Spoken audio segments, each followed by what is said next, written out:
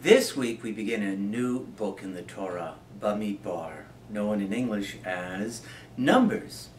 Now, compared to the book that we finished last week, Vayikra, Leviticus, there is a real study in contrast between these two books, the books of Leviticus and Numbers.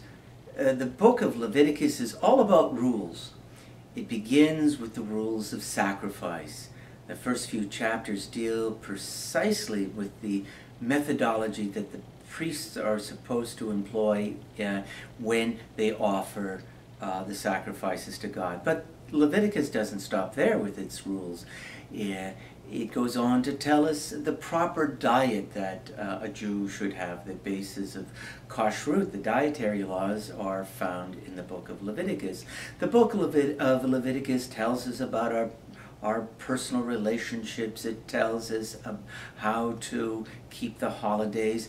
And in the center of the book, in what we call the Holiness Code, there are a number of wonderfully inspiring ethical and moral precepts.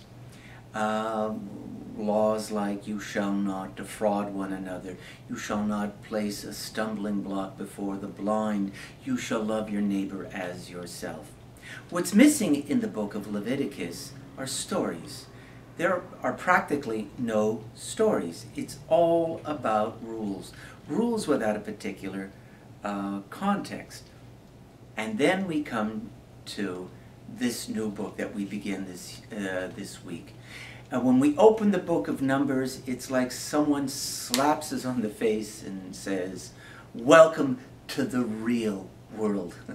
Oh, there are some rules to be sure that are found in the book of Numbers, but mostly it's a series of stories that take place during the 40 years our people wandered between the time they left Egypt and the time they arrived in Eretz Yisrael. And the stories that we read do not portray our ancestors as saints. As a matter of fact, all of the full array of human frailties are portrayed. We see that our people became very rebellious. They were impatient. They got bored with just eating manna. There were times when they were ready to turn around and go back to Egypt when things got tough. They rebelled against God and they rebelled against Moses so often. There's cowardice. There is jealousy and power struggles, all sorts of terrible things. Now, the book of Bemidbar, the word Bemidbar literally means the wilderness. Life is a desert. It is a wilderness. It's not easy and as simple as the book of Leviticus would lead us to believe.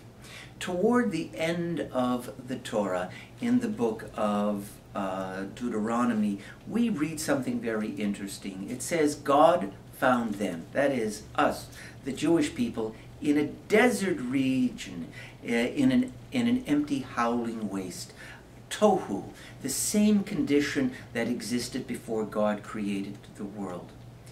And we understand that God finds us in our human condition in this life.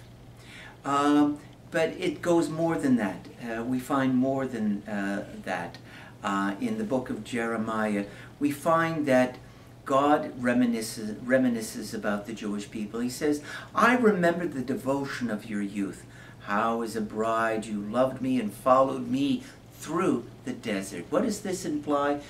This implies that when we take our values, those high exalted values, and bring them into the real world and live as best as we can according to the Torah, it is there that we find God.